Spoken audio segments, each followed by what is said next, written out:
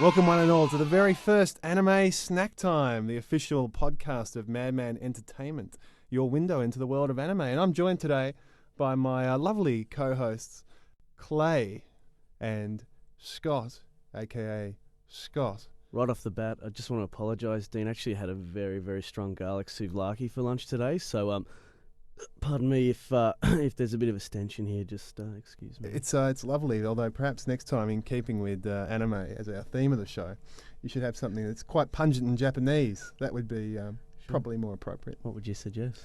Something with a lot of soy, perhaps. I'm not really sure. Sure. How about some ramen? Ramen? Yeah, ramen would be okay as well. But getting back to the topic, Anime Snack Time is your little guide. It's sort of a companion piece to the Madman newsletter, or it can be devoured in isolation, whichever way suits your fancy. To give you an idea of what's in this month's episode, we're going to have, obviously now you've got a quick rundown of what it's all about. And what is it all about, fellas? Tell me. Well, basically it's about what we get up to here at Madman, what we release, all the news, all the latest sort of gossip, and any sort of interesting that's coming out of the anime world in the Australian sort of, anime sort of fandom world. So, and Scott, will we get to meet some of the people from Madman, do you think? That's right, Dean. We've got some crazy personalities lined up for you guys. We've got the crazy Gary Seven from Eastern Eye News. He's going to come in a bit later and give us a rundown. We've also got Klabovchik's Crazy Comps, where he'll tell you about all sorts of stuff that you can win just for being a podcast listener. And we've also got a very special guest who's going to be a monthly feature called Dr. Tan. He's going to come in there with some crazy facts from all around the world on anime-specific features. You'll impress your friends and win over your enemies with those sort of facts.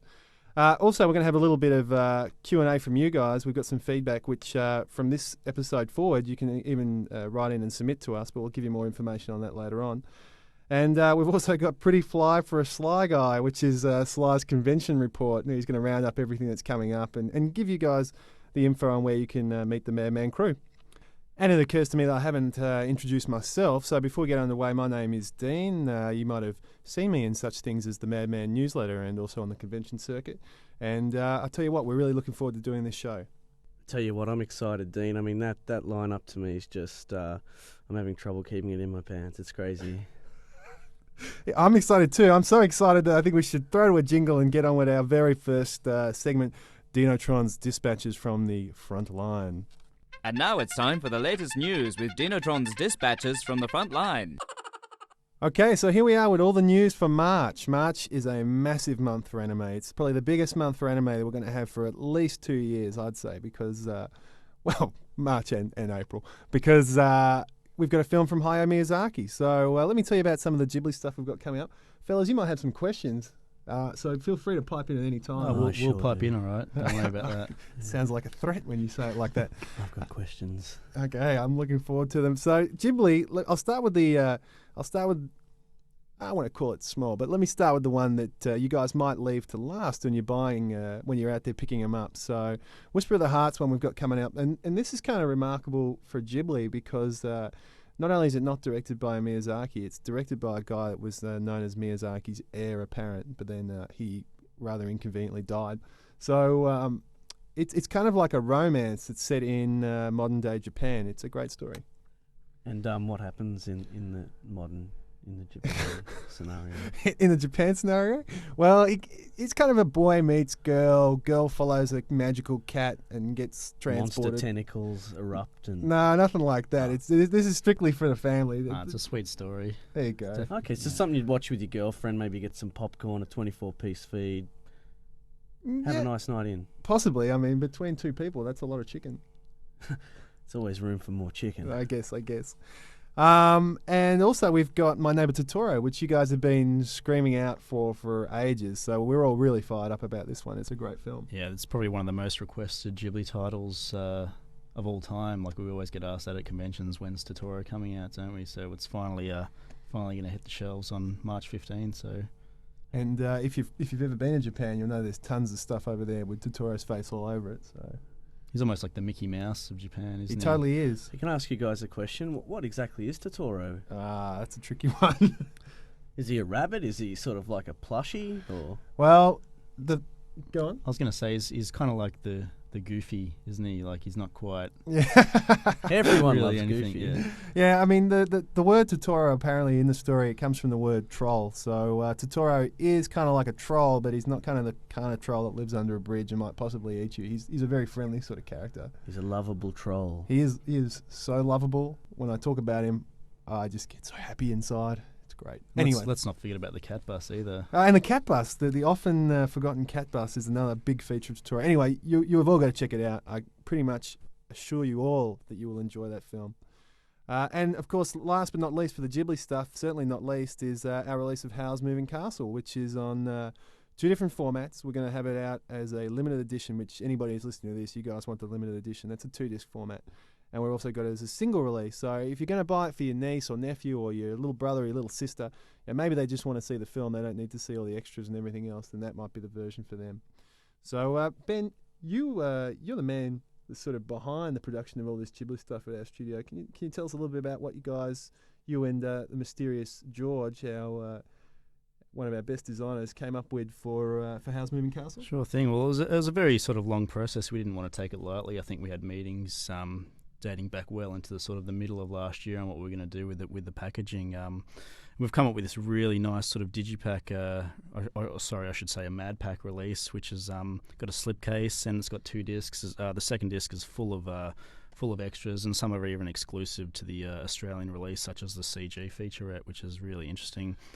And yeah, basically, and also the authoring was quite a challenge, and actually coming up with a design that suited our market and as well as pleased the guys at Studio Ghibli, because there's a pretty strong approval process going on there. So we finally came up with something that we're all really happy with. So once you see it on the shelf, I'm sure you'll be blown away and you'll want to grab it straight away. Yeah, So. I know that Studio Ghibli was stoked, and I've got to say it's probably the best looking version that I've seen on the market, like worldwide. It looks fantastic. Yeah, feel that sweet embossing. There you go. Makes me happy. And the gold foil as well. You can't go past that. It looks damn quality. So hopefully at this point you've got a little image popping up on your iPods or whatever you might be listening to. So if you're driving or something like that, try and keep your eyes on the road, but make sure you look at the sweet packaging at the same time. Also, we got out this month is Neon Genesis Evangelion Platinum Collection. This is now anybody who's listening to this transmission and isn't familiar with Neon Genesis Evangelion, you need to go and stand in a corner for 5 minutes or something. This is a series that everybody who's ever watched an episode of anime needs to have in their collection. It's an absolute pearler series. Now, both you boys would be familiar with Neon Genesis. Absolutely. Massive fan. So, well, the Platinum Edition, though, what's so good about the Platinum Edition, Dean? The Platinum Edition. Okay, so the Platinum Edition is basically this has got to be like the 4th time that Madman's released Neon Genesis Evangelion. But it's the best release ever. Absolutely, Platinum. You know what's better than gold? Only Platinum, or possibly Electrum, but I think Platinum beats that.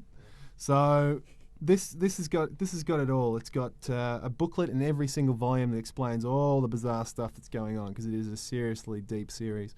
It's got heaps of new extras. The video is completely remastered and re-edited, so it's got all sorts of...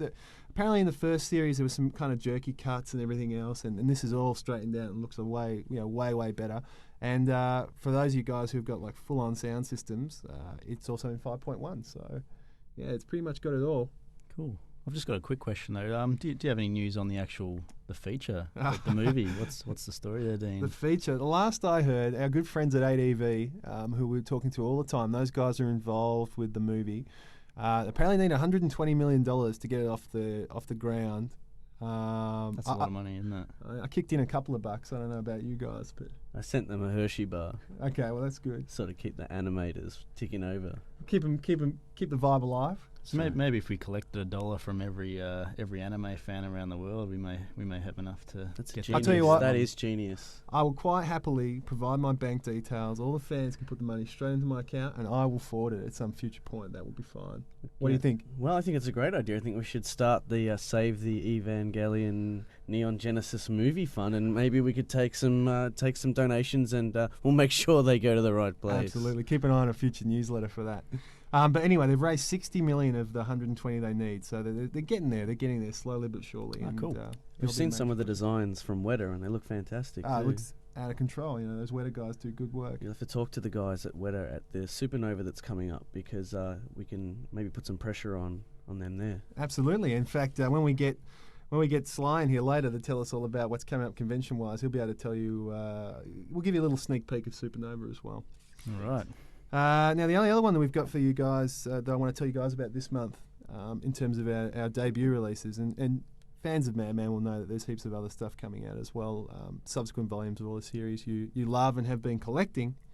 But our other big debut is our follow-up release to Transformers, which is Transformers Beast Wars, which, is a whole bunch of wars involving Transformers as beasts. Okay. And this is set after the end of the Transformers series, is that right? It is. It's set after it's. I don't want to kind of ruin the story because it's. There's a few funny things going on with it, but it is set after the previous Transformers series, Transformers Generation 1. It's set after that, so I won't say much more than that at this point about the story itself. Okay. But we'll be talking more about that when we get in our special guests who from the production crew who worked on this title. Is that right? That's right. We've got a special feature today, and we'll have a special feature in every podcast. Today's special feature is Beast Wars. So we're going to get those guys in really soon to tell you a little bit about it, and also to tell you all about the Schmicko packaging that we've got for that release. Speaking of Schmicko packaging, Dino. Ah, yes, how can I forget? Gang Gutsuo, the Count of Monte Cristo. This is our big anime series debut for the month, which is a Gonzo series. They do some great stuff, don't they, Gonzo? Gonzo, they do some out-of-control stuff. Massive fan of Last Exile and Samurai 7, you might have seen. Did they do Hellsing? They did Hellsing. Massive fan. Yeah, so they've done some great series. So this is their latest one. It is an adaptation of the Count of Monte Cristo, the classic story. The classic French novel by Alexandre Dumas or something like that. Oui. Yes. So it's a really cool kind of sci-fi retelling of that story. I guess it is to Monte Cristo what Samurai 7 was to Seven Samurai. So. And I got to say that box is one of the most amazing boxes we've ever released. The artwork's fantastic. It was definitely a compliment to the animation style used in the series, which is something very very different for an anime series. Real nice foil finish, and big shout out to Vicky Ong who designed it. So yes. There you go. All right, well that's it for the news, guys. Basically. I did have one question I want to ask you, Dino. Go ahead. I'm a big fan of manga. I mean, I can't get enough of the book format, especially the whole turning the page a different way and that whole thing. I mean, I'm a big fan of manga. Can you tell me a little bit, have you got any manga releases? You know what? I'm glad you mentioned it because, in fact, I do have some manga releases, and you know what? I would have possibly forgotten if you hadn't said so. No. And manga cannot be forgotten. So this month we've got, we don't have any new series debuting this month, but we've got Fruits Basket Volume 15 coming out, another volume of Chrono Crusade, Love for Venus, Samurai Champloo, which by the time you guys hear this will be showing on SBS, Slam Dunk, and X. That's it pretty much for product, guys. I mean, in other news, I guess I should mention that Samurai Champloo is showing on SBS starting from the 23rd. Okay. That's great. What night's it on? Thursday nights, and that's at 10 o'clock. Great. I'm sure that's going to be a huge hit on SBS. It's a great series. Yeah, it's one of the sort of really good series we've put out as of last year. So. I mean, you're mixing hip hop and samurai. What can be wrong about that? Absolutely, and it's a Watanabe series. The guy did Bebop, so everybody's going to dig that. It's all pointing to Smash Hit. Smash Hit. Absolutely. The other thing I'm just going to mention in passing is Real Laughs, which is a festival kicking off on April 13th, which is being run through the Madman Laughs label. But we'll tell you guys probably a little bit more about that in the next podcast. I just wanted to mention it so those inquisitive minds out there can go out and start sniffing it out. Be advised, we've got 2 new mini-sites that have debuted. Gang Gutsuo mini-site is up now, and also the Howl's Moving Castle mini-site's had some pretty major updates. Also, Beast Wars has got a new mini-site up. So and where can they log on to such mini-sites? Just jump onto madman.com.au, and from there there's a fan zone tab on the left-hand side. You can drop down in that fan zone tab and get to all the sites from there. Anime Snack Time, now with more nuts. And now I get the segment that so many of you anime fiends out there are hanging for. It's Acquisitions. It's all the new stuff the Madman's picked up abroad, and all that sort of stuff, and the emails and all these titles are flying around. We're doing our best to get the best ones for you. This month we've got, I can announce, Mai Hime, which is currently scheduled tentatively for July. What Mai Hime is about is high school girl Mai Tokiha. She has to come to terms with some newfound kind of superpowers, Ooh. Hime powers, while adjusting to life at a new elite private school. I tell you, Japan and these girls with these magical powers, you just... They almost have an insatiable desire for high school girls with superpowers, don't they? You would definitely want to be careful if you're a teenager on the dating scene over there. Look, I'm with them. I think it's great. Speedgrapher is our other big one, which is another Gonzo series. We were talking about Gonzo earlier in I the love show. Gonzo. Now this is a crazy, crazy show. This is definitely one that's going to be for the 15 pluses. It's set in the future. It's set in the future. It's a sci-fi type adventure, and where your most twisted fantasies can come true. Ooh. So you'd sort of put it in the same boat as, say, Gantz, would you? It's probably not as hardcore as Gantz, but there's definitely some. Hardcore. It is pretty hardcore. I don't think this one will get an R rating, but I'm pretty confident it'll be an MA. And the other one is one that I think all the Madman guys will know, and definitely a lot of fans out there. We've picked up Oh My Goddess, the TV series. So we've had Oh My Goddess, and we've had Oh My Goddess, the movie, and now we've got Oh My Goddess, the TV series. All right. And how many episodes is that one? That one's going to be, I think it's 26 episodes. It's probably pronounced Ah My Goddess. Ah! Like surprise, you know what I'm saying? Or that possibly like that in Japan. Maybe like that. I don't think so though. So what this one is about is as a college student, he's at school and he's studying engineering or something like that, and he gets kind of bored, and so he calls for like a pizza or something like that, right? And he gets the goddess hotline, which I think I might have called a couple of times myself. It's $4.99 per minute, really, isn't Yeah, it? it's usually quite expensive. That's Accidentally dialed Fatagram. I got myself a cheese crust pizza. And what happens is the goddess comes around, and then he then wishes that, but accidentally, that she was sort of his girlfriend, and he ends up lumped with her, and hijinks ensue. Of course, as they always do. The kind of hijinks we love here at Madman. Absolutely. And last but not least, we got Basilisk. This is one for you guys who are big fans of Ninja Scroll. Let me just spiel it to you, and you'll see where I'm coming from. 2 warring ninja clans, each who are a supporter of the son of the shogun, the next shogun.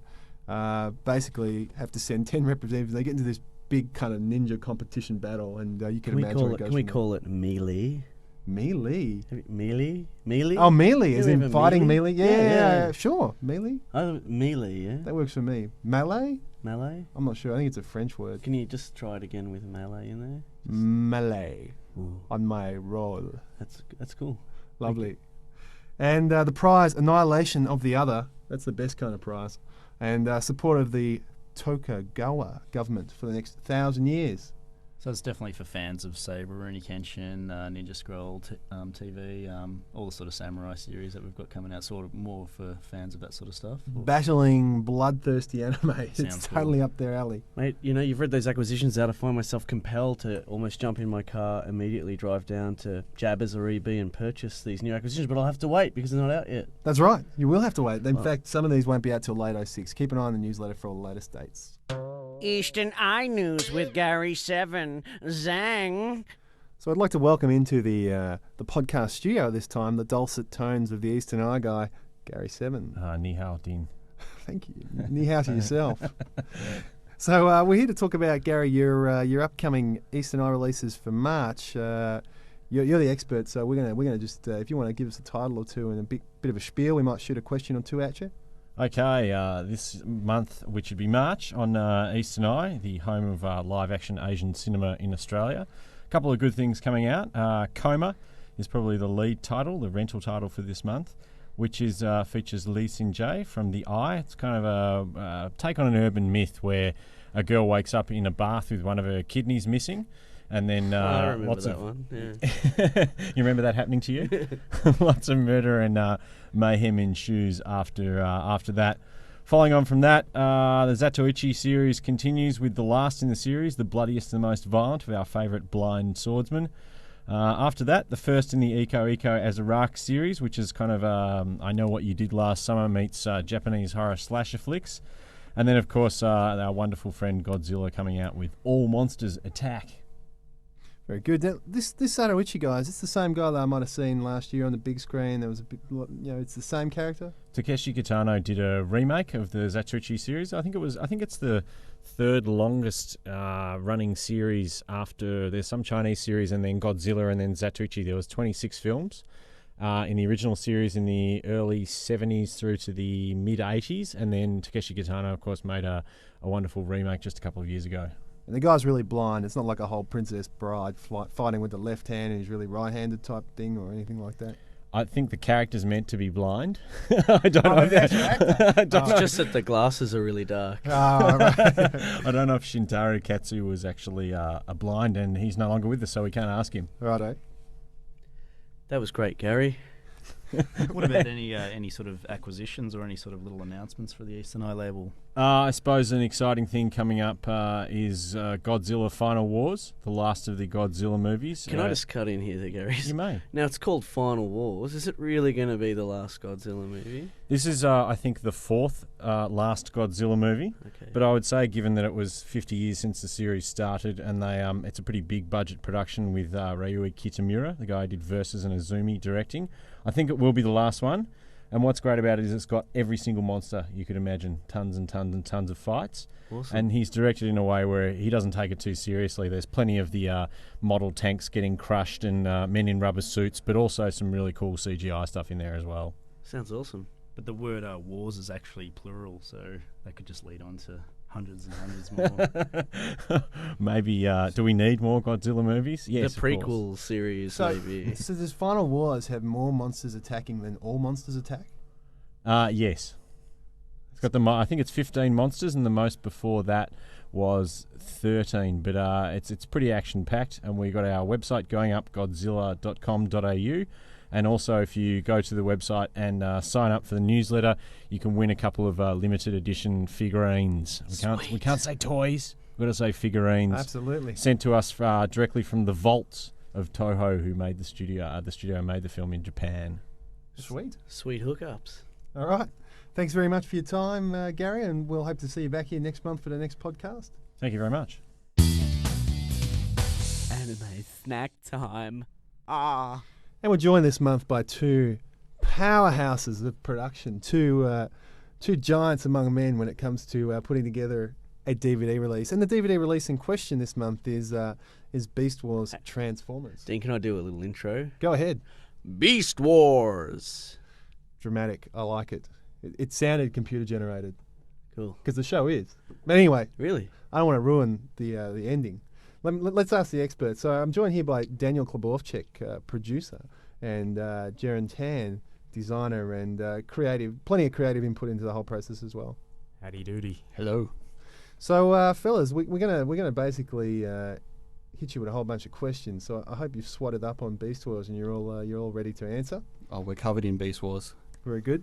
So boys, just kicking off, can you tell us a little bit about how you guys came up with the final package? It's a pretty slick package. We're looking at a slipcase with like a multi-disc pack inside. It's got a real nice foil finish and all sorts of other things. What was your inspiration for the final package?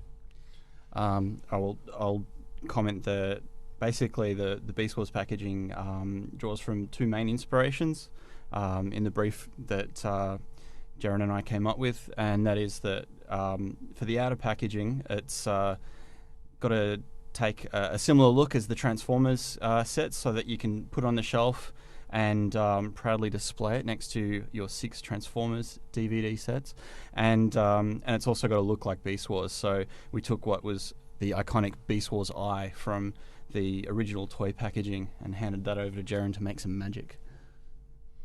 And what about the die cutting? What was the idea behind that, Jaren? Did you actually get a tarsal claw and carve it into the cardboard? How'd you make those slashes? Don't ask me. I'm just working here. But well, actually, look, with those claws, I just kind of drew those shapes. But hey, Talons. Talons sharp. But what do they Danger. mean? What do they mean? There's 3 there. Does that signify something? Well, there's 3 in the series, so maybe. There you Wow, go. somebody can count. But you know what it kind of said to me, and perhaps this is what you guys were going for. It's, like I can see the silver through. It's as though the package itself is a robot in disguise. That's genius. Care to comment? I think you took my byline right there. All right, sorry. I thought your byline was something else. Talons. Your Beast Wars byline. Come on, hit me with it. Dean, you ever thought of being a designer? You could do my job, I'm more kind of the. I like to think of myself as more the guy that comes Raconteur. up with all the frustrations for the designers. I think the byline for Beast Wars that we've kind of stuck with now is Transformers with bite, but looking at the cover, it's maybe Transformers with claws. Hey, can I ask you guys a question? Okay, so like I know Transformers, they're robots and they're vehicles and stuff, but how does a robot they turn into animals, right? Are they robotic animals or are they animals with fur? Like, could I go and pat a transforming thing? You could, but it may be dangerous. The idea behind Beast Wars is that the traveling Transformers at the start of the show crash land on some kind of planet that they don't know where they are. But there's dangerous energy all around them, and they basically have to protect themselves from it. So they do a DNA scan of the surrounding animals and basically encase themselves in these alternate forms that protect them from the dangerous outside world. So what you're saying is that these robots have fully functional organic forms? Yes, and that is in the subtext of the show. They can eat. They can perhaps even do other things that animals do. Can they mate? That's implied. Really? By the way, I think there's only one female robot. It's sort of like a Smurf situation there. She's obviously in high demand amongst the other Well, bestial there's actually creatures. in the first series one per side. There's Black Arachnia on the Ooh. Predacon side, and she's the typical femme fatale. Everyone's after her and scared of her. And then there's Airazor on the Maximal side. And So Sorry, do they all sit around and sort of, get jacked up on energon cubes in this one as well? Well, there are a few episodes where they, a little too much energy. In fact, there's an episode that is a bit of a comedic episode on the fourth disc called The Low Road, where a few beans that their organic forms chew on result in a little bit of robotic flatulence. right. I've just got a quick question. Apparently, I heard a rumor that you guys put a lot of effort into sourcing your own extras and actually coming up with new stuff which is exclusive to the Australian release. So, what sort of stuff did you bring to this release of Beast Wars? I'll let you take this one. All right. Well, with Beast Wars, as a fan of the show from a while back, and as many Transformers fans out there will know, that there were probably two central figures in the production of Beast Wars, and that is the two story editors, Larry DiTilio and Bob Forward.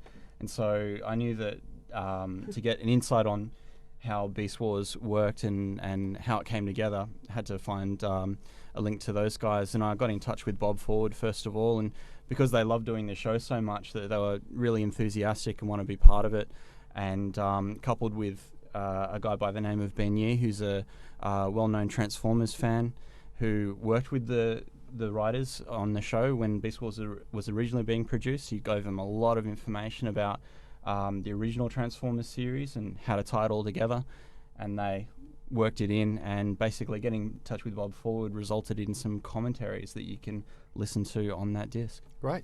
Now I know also you've got like a booklet and it's got character profiles. There's a mini comic in there. There's all sorts of stuff. I mean, it's really is a complete package.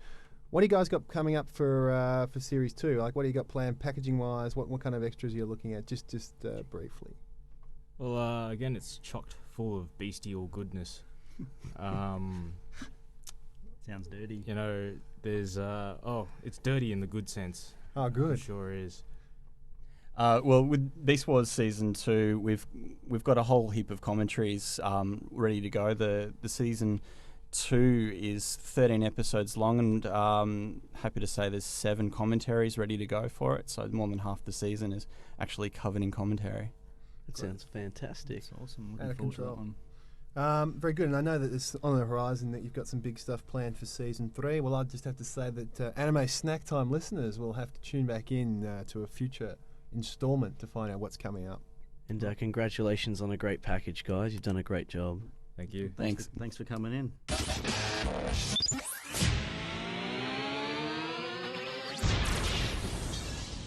And now I'm joined by the man with a last name that nobody can spell, Daniel Klabovchek, who's here to tell us about his crazy comps for the month. Hey, my mum can spell it. Yeah, immediate family accepted. So we've got a couple of comps, I believe, running this month. One exclusive to Anime Snack Time listeners. What do you got for us, Daniel?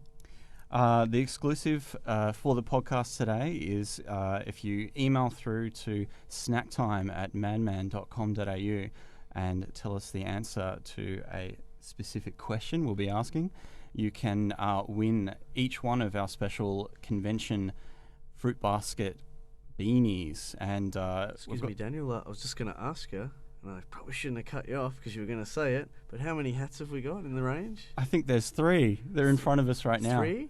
Yes. 3, you say? Can you say that in another language, like Ichi-ni-san, sun hats, right? I can say sun, and I forget the Japanese word for hat, so sun will have to do. And with all that in mind, what is the question that the person needs to answer when they email snacktime@madman.com.au? And how many hats do we have in the fruits basket range? Ich, ni, san, yon. I don't know. It's one of them. So the question is, how many hats in the fruits basket range? Answer that and go in the draw to win this great set of hats that we've got. We've got one set to give away, so get in quick because the competition closes on April 1st. You've got to send your answers to snacktime@madman.com.au to go in the draw. Snacktime@madman.com.au. And that's just one word, snack time, is that right? It is. Cool. And we got one other contest that's running, and this is open to everybody, and some of you may have already entered it. What's the other one you've got going at the moment, Daniel?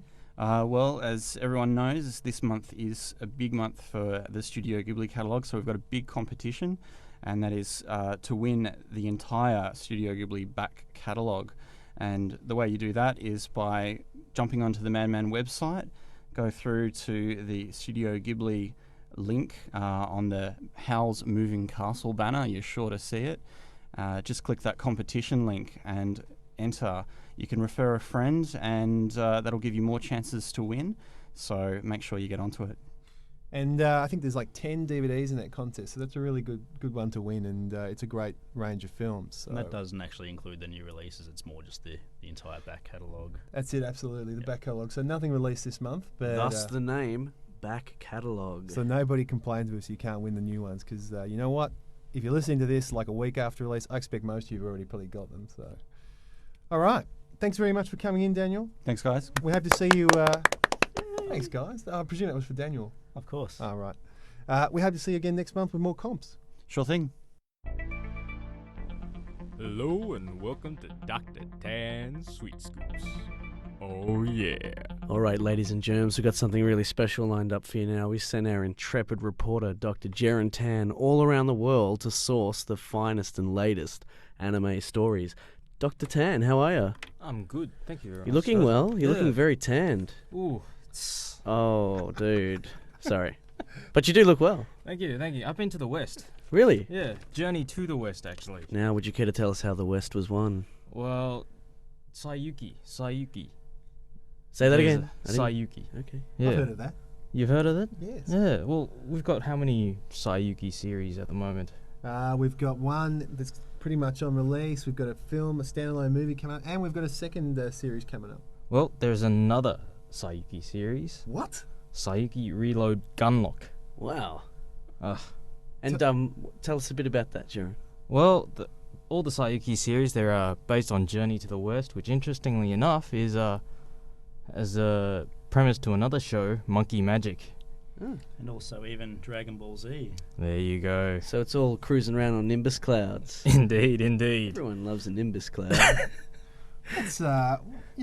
Tan, you were just full of all the latest information. I'm really glad that you were able to come in and join us today. Thank you very much. Anime snack time. All right, well, thanks for listening this far. We really appreciate you have gone the extra mile and almost made it to the end. But what we actually want to do is hear from you guys. Considering this is our first podcast, we actually want to get as much feedback as we can. Everyone that listens to it. And just tell Anime us how snack we went, time, what we now can do with better, more nuts. and just get a whole lot of feedback. And also feel free to shoot in any questions that you might have for us, because we're happy to answer pretty much anything. So basically, I'll give you the email address. It's just snacktime@madman.com.au, and just email us. Anything you want, basically, and we especially want a bit of feedback on the show, so we'd love to hear from you. But what I've got now is a couple of questions we have received just a bit earlier, so we're going to get hear from those sort of questions. Yeah. So just as an example of what you might send in, or So I've got a question for you. All right, But, shoot. but before we get to it, I just wanted to let listeners know that of the questions picked each month, and generally there will only be one question picked each month, we will be giving the lucky winner a $10 gift voucher to be used on madman.com.au. So do send in your questions. And here's my question. This is from Mystic Ben. So Clay, please bear with me, and hopefully you can answer my question. Sure. Hello there. Is there any chance that you will bring us Technoman? I loved watching this series when it was aired on television, and I've heard that I only got to see half of it. Thanks. All right. Well, thanks for sending that in, Mystic Ben. I guess in answer to your question, all we can say at this stage is, I don't know, unconfirmed. But keep them coming in. I have a little bit more information from Mystic Ben. Oh, thanks. We are in fact, Madman are in fact chasing this series pretty hard, and yes, it's been confirmed for a release overseas. However, we're still negotiating for Australia, so keep an eye on the Madman newsletter and listen to this podcast. Cool. And we've also got another question, so we may as well cut to that. All right, so let's hear it. This is from Ash. Ash. My name is Ash, and I just have a quick little question for you. The new Full Metal Alchemist merchandise you have coming out on May 17, well, I was just wondering what some of it actually was. I know that the Flex Fit is a cap and the hoodie is a jumper, but the logo spray, Posse and State Army, I'm left with no clue at all. Would you please be able to give me a quick little explanation as to what they are? Thank you very much, oh gods of anime. Ash. Gods of Anime. That guy's, like that guy's talking it up big time. And may I say, what a charismatic voice that guy had. It was great. But let's cut to the Otakuware label manager who can fill us in with all the details about the Full Metal Alchemist merchandise. Scott, a.k.a. Scott. That's right, ladies and gentlemen. That's a very, very valid question from Ash, and I will just announce that around about the May period, we'll be launching a new page on the mini site, which will have great pics of the merch that's coming out and pricing and all that sort of stuff. So just stay tuned for a May release. That's for the Full Metal Alchemist merch. So Which website's that stuff going to appear on? that's on the www.madman.com.au/otakuware. All right, so I just got a question for you. Do you think we'll have some of that stuff available at the Supernova convention we'll be attending in the end of April? Hell yes. All right, that leads us nicely into our next little segment. Pretty fly for a Sly Guy. Listen up, y'all. It's time now for Pretty Fly for a Sly Guy. So we're joined by Sylvester, a.k.a. Sly, Madman's man for conventions, and he's going to round up for us all the upcoming activity. What do you got, Sly? What's happening in the next few weeks? Oh, well, look, in the next few weeks we've got a lot of exciting things happening.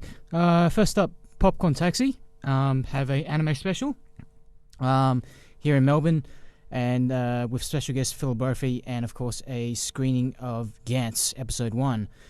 Philip Brophy is of course the author of the new book 100 Anime, and he will be discussing key elements on contemporary anime and connections between anime and manga, and Otaku's intellectual night out. So where can I check that Popcorn Taxi thing out? That'll be at the ACMI at Federation Square in Melbourne on Tuesday, the 4th of April at 7:30 p.m. Tickets available from the ACMI box office or online at acmi.net.au/tickets. And Sly, can I just ask a quick question? Is that the same Philip Brophy that contributed to our Astro Boy box set? Absolutely. Yeah, the guy is really knowledgeable about anime, and if you want to see, if you want to meet somebody that is basically making a living off thinking about our beloved genre, then come along and check it out. If you're above 18, of course, because they're screening Gantz. What else you got coming up after the Popcorn Taxi event? Any other things coming up in the next month or so? After Popcorn Taxi, of course, as you guys have mentioned throughout the podcast, Supernova is definitely coming. April 21 and 23 at the RNA Showgrounds in Brisbane. Won't go into too much detail because we'll save it for the next month. But we've got the special guest Sean Goku Schemmel and Mike Master Roshi McFarland, who will be in attendance and signing autographs. And of course, you can get tickets from Ticket Tech at with the keyword Supernova. Too easy. I'm pumped. We'll all be there, won't we, boys? Too right. So I'm excited. Just come and see. Thank you. Thanks. Anime snack time. I can't believe it, guys. We're at the end of the show, our very first Anime Snack Time podcast. No. So how do you think it went, boys? Yeah, we're pretty well. Yeah. Do you reckon we got more than 1 or 2 listeners? Hopefully they'll tell a few of their friends, and they'll tell a few other guys. Our guys in the sound booth are all sort of walking out, so I think we might have lost them. But And one of them actually just did that ritual suicide with a samurai sword. I I don't just think saw he someone enjoyed it. moon the studio, so it's not looking good. It's but not hey, cool. we'll be back for at least another episode, right? Absolutely, and all the fans can moon us as much as they want because they're on iPods and they're not in front of us. So go for your lives. Go for your lives out there. And as they say in the hidden fortress of Senhanhang, Harabashaba! Oi! So snack time at madman.com.au. Email us. We want feedback. Just shoot them over to us. We'd love to hear from you. Yeah, absolutely. Do send us in your feedback. Keep an eye on madman.com.au. If you're not a newsletter subscriber, make sure you join up because you can also get this thing in kind of a text form, and there might be details that we missed today. So everybody, thanks for listening. We'll see you next month. Bye. For more information on the products and news featured in this podcast, please visit www.madman.com.au. Keep an eye on www.madman.com.au/snacktime for future podcasts. Views and opinions expressed are not necessarily those of Madman Entertainment. This podcast is copyright 2006 by Madman Entertainment.